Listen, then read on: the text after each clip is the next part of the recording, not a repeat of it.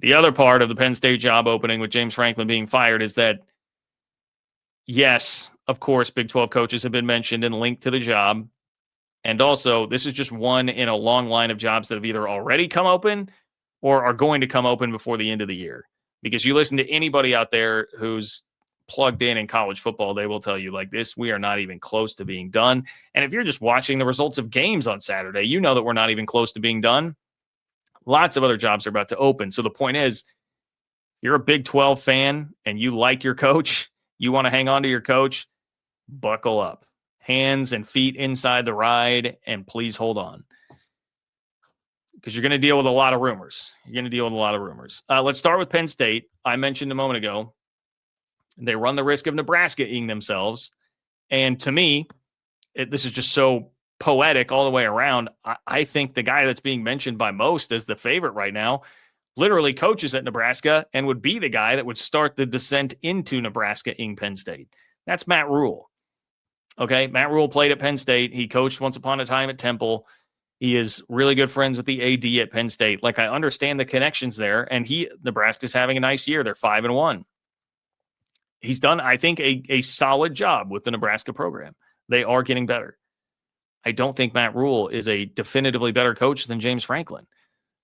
You're going to pay $49 million to just like swap out for like a different like model of James Franklin, you know? I mean, I guess you just go from a Honda Accord to a Toyota Camry. You know, that's what it feels like you'd be doing there. Just a different shade of the same thing. The other guy is Kurtz. And look, if I were Penn State, I would pursue that with everything I have. I don't know if he will go, but I would pursue Kurtz at Indiana with everything I have. Indiana looks like they might be the best team in the country right now. Matt Rule just doesn't do it for me, and that seems like I don't know, man. Why would Penn State be making this move right now just to do that? But of course, Big 12 coaches have been named. All right, the first one, you guys know one of them that's coming up. Okay, I don't even have to tell you about one of them. Let me get to the other one first. Dan Lanning, or excuse me, not Dan Lanning, Kenny Dillingham. Kenny Dillingham is one that has been mentioned. I saw 24/7 Sports brought up Kenny Dillingham. There were a couple other, just in perusing the internet a little bit, a couple of other Penn State hot boards that seem to have some interest in Kenny Dillingham.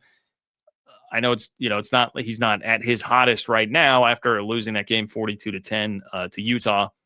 But it's obvious, young and upcoming coach, was like Dan Lanning, coaching tree guy, and Dan Lanning has worked out swimmingly at Oregon, although again, not the greatest of weeks for him. But you get the idea there, right? Young, up-and-coming coach. And then the other one, you guys know who it is. It's the so-and-so head coach Matt Campbell meme is there for a reason. And it's not just me or the Gambling Gauchos like wanting to needle every single time. It's because it literally is, it's just become true. Like any job that comes open, Matt Campbell gets mentioned, but especially something in Big Ten country because of Matt Campbell's roots. Matt Campbell has been mentioned a lot. So on 3, CBS Sports and The Athletic, on their main hot boards for the Penn State job, they all have Matt Campbell listed. He's generally about the 3rd or 4th coach on there. Many of these, I see him pop up right after Matt Rule and Kurtz. Here is what this was on 3. Here's what on 3 had to say. A head coach who has not had the most resources to work with has continued to win at Iowa State. Campbell's 69-53, has only 2 losing seasons. He's taken Iowa State to the Big 12 title game twice, 7 bowl trips. He has ties to the Midwest. He's an Ohio native. Campbell's name has come up for plenty of jobs over the years, but he's opted to stay. Is this the job that can pull him away? He played at Pitt for a season before finishing out his college career at Mount Union. The next one is CBS Sports says it would not be a coaching carousel cycle without Matt Campbell hearing his name floated as a candidate for a big-time job. He's a mainstay on hot boards, particularly in the Big Ten, but is yet to leave Iowa State amid a terrific decade-long run. He's responsible for essentially all of the best seasons in Cyclone history, fresh off his second trip to the Big 12 title game. He redefined the ceiling of Iowa State football and could do the same at Penn State if given the opportunity.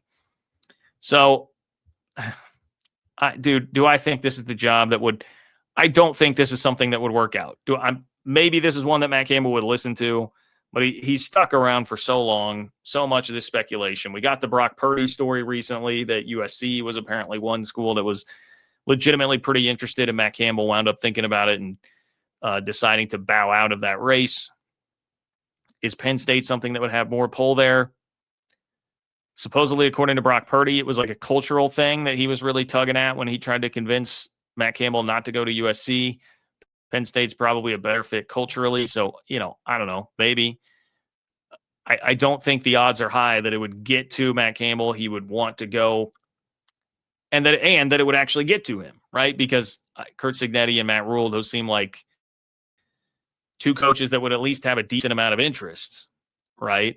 I think there's a good chance you could get one of those two guys, though there's a legit discussion, and I saw this. Tom Fornelli of CBS Sports was having this discussion today. Is Indiana actually a better job right now?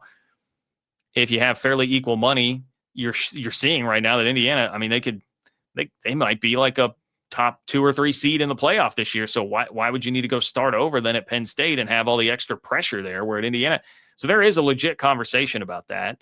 And Nebraska, we'll see how the season finishes with Matt Rule, but is Penn State that much more resourced than what Nebraska is?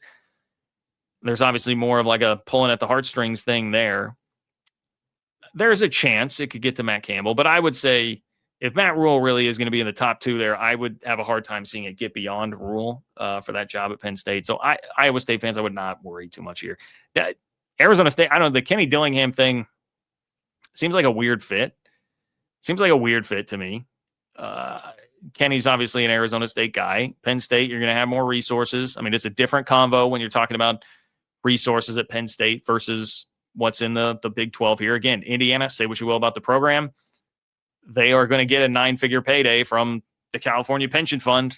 So that'll help when you're talking about resources there. So probably something you have to listen to, but I'd be very surprised if either of those guys wound up going. But the problem here is the rest of the coaching carousel. This stuff is going to continue to come up, I think, with Big 12 coaches. Because this is the list of jobs that are already open right now. You've got Penn State, Arkansas, UCLA, Virginia Tech, Oklahoma State.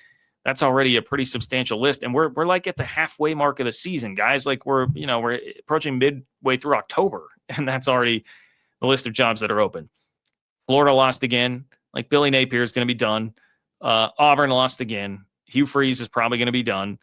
North Carolina, like the Bill Belichick stuff has already come out. Can anybody see Belichick lasting into next year? That's probably going to be open. Wisconsin is one of the worst Power 4 teams out there. Another coach, Luke Fickell, that has a huge buyout, but Wisconsin may well just say, hey, we can't do this. Oklahoma, and Brent Venables continues to not be able to beat Texas. Kentucky, the Mark Stoops situation, like Michigan State has been playing horrible football the last few weeks. They had a bad loss on Saturday. South Carolina, like, will there be heat on why am I blanking on Shane Beamer? Shane Beamer out there at South Carolina. Like, these are all jobs that could be coming open this cycle. And it might make for just a completely nuts coaching carousel with a bunch of movement, other jobs opening because someone's leaving from somewhere.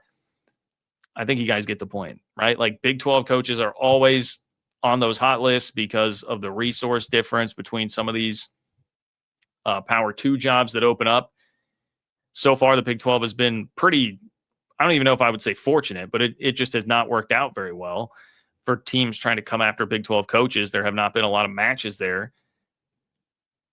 They're going to keep trying. And there is now a private capital money infusion in the Big 10, which is further increasing the resource gap up there. So we'll see. We'll see. Stay tuned. I'm still optimistic that the Big 12 is not going to lose a heavy hitter, but I think you're going to have to endure a lot of rumors if you're a fan of one of these Big 12 coaches that becomes pretty popular in coaching search season.